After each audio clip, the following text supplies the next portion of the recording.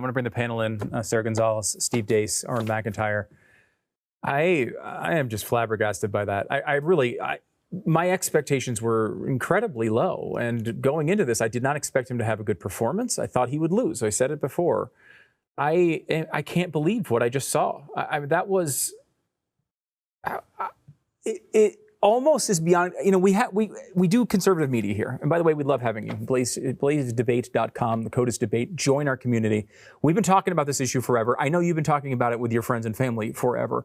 But like at times, because we talk about these issues so often, I almost wonder, do we overdo it? Do we go too far?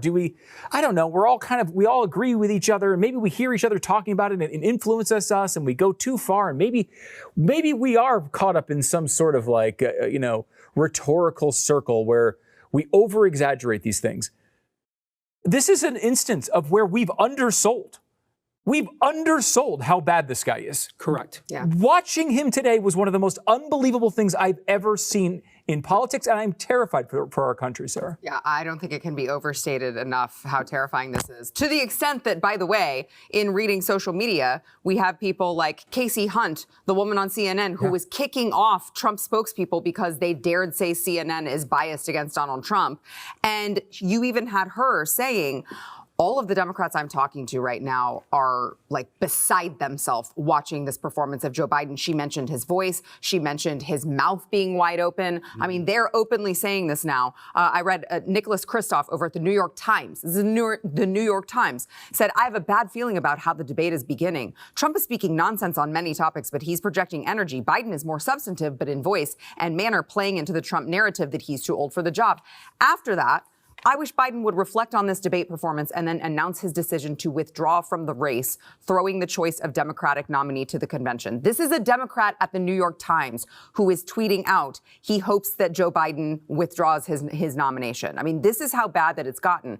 And I got to tell you, the double box that they had on CNN showing the difference in real time of Donald Trump standing there confidently saying his answer and Joe Biden staring off to the side wherever the hell he was looking at could not have been worse for Joe Biden. The contrast was so clear. Choose your fighter, America. Which one will it be? Yeah, occasionally they would cut away from that, but most of the time, I will say most of the time they kept it. When he started to drool, they finally cut away. When the actual liquid is coming out of his mouth.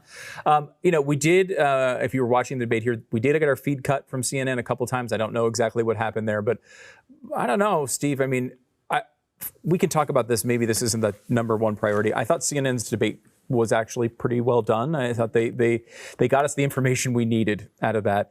But put this thing into perspective. What did we just watch? Maybe the most impactful presidential debate in American history. They did do a good job, about as good a job as they're probably capable of. There is a much better chance the 25th Amendment will be invoked than Joe Biden will be reelected. He will absolutely not be reelected after tonight. Wow. Democrats are, in my view, based on what we saw here tonight, I mean, just let me give you one basic example. Just look at the nuts and bolts of politics. Let's just set aside partisan differences and look at it like we were evaluating politicians as a job. Like we have competing networks, but we can evaluate, how the people at another conservative network are doing just in their job. Sure. Okay. You have a few talking points, both guys do, that they have to make sure they get in and stress right away. It's the narrative of their campaigns and parties. We're 45 minutes into this election before Joe Biden calls Trump a convicted felon. 45 minutes in. Now that is political malfeasance enough, okay?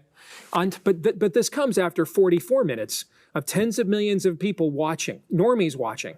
The fact that the president's dementia is escalating and it's not a troll or a joke. And I remember a high-level pollster buddy of mine during the primary, as I was going through some of the primary data with him, and he said, the biggest problem your buddy DeSantis has, I see right now, is his narrative is Trump cannot win a general election.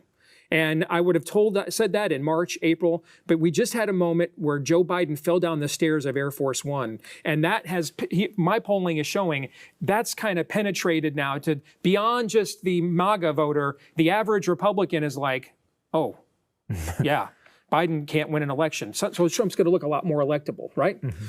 This happened tonight to normie America.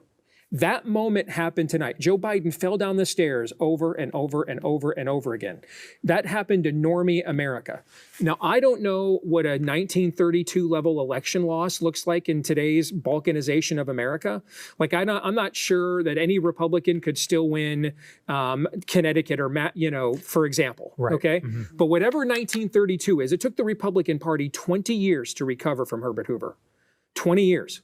And that's when narratives and stuff moved a lot slower and everything than they do now. And it wasn't until the country's greatest war hero since Washington, Eisenhower, was their nominee, that party came up out of the pit that Hoover dug for it to win the presidency again. The entire Republican coalition was reset after the Depression, and so was the Democratic coalition. And the FDR coalition has largely stood up since 1932. They are looking at the resetting of their coalition.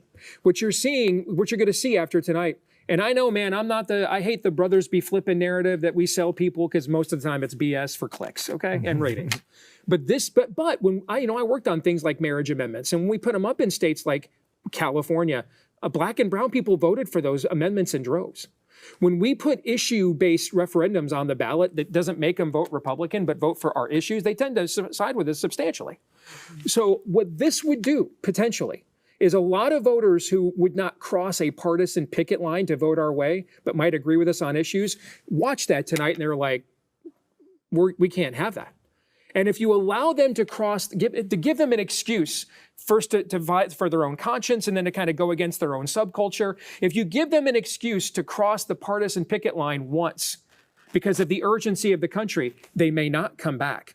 And if you are a Democrat right now, you are in danger tonight of your party being reduced to whoever watches The View and MSNBC. Basically just nothing other than Karens across America. And everybody else is like, this is nuts. You cannot give people an easy reason to vote for your opponents. And tonight they have it. They will move. They must move. John King is already talking about on CNN as we speak, an open public revolt being organized by Democrats that he has to go. He will not be the nominee. It was even worse than I could have possibly imagined. From the moment he walked out. It's a dangerous time. Even if you thought this was a great night for Trump, but it's 7 months, guys, until he can be president. The rest of the world just saw what we have sitting in the White House right now. That guy's not getting reelected. We got to be more concerned about whether to invoke the 25th Amendment or not. My God. Oren, what did you think? I mean, obviously, you're in a scenario where it would have been easier to count the number of sentences Joe Biden completed than the ones that he didn't. Yes. And Steve's exactly right to point out that this could be a sea change when it comes to presidential debates. We all think of Kennedy and Nixon as being the one that really defined the way that television changed debates in the United States. And this could be the next one when you see the display of senility. I mean, when that side-by-side happening, it looked like Joe Biden was going through the phases of William Dafoe during Spider-Man. When he's monologuing, he could barely hold his face together. He's staring off into the middle of nowhere. Everyone on the left has to be terrified watching that performance. And you really have to wonder, can they make the pivot at this point? We pointed out that CNN seemed to be a little restrained in this debate. They almost seem to be handing Biden to Trump in some ways. And at this moment, with Biden being so weak and CNN not fighting Trump the way we expected to, I have to start to wonder, do these people want Trump? Or are they really just offering Biden up to him? I mean, I try not to play 5D chess with these people. I just assume that they're evil and stupid. But seriously, you have to wonder when you're put in this scenario, CNN doesn't just hand Trump a gimme for nothing. So what's going on here? Yeah, and I gotta say that when we got that clip that we just watched with Glenn, the muted microphone was powerful. Like the fact that it was just dead silence, and he was looking for note cards that weren't there. That's Oron's point about 1960. The famous trope about that debate is those who listened on radio thought Nixon won overwhelmingly, and those who watched on TV with Nixon's 5 o'clock shadow and nervous tension thought Kennedy won. That's exactly what Oron was just talking about. The side by side, as you said from the beginning, from the very jump, was devastating and unrecoverable.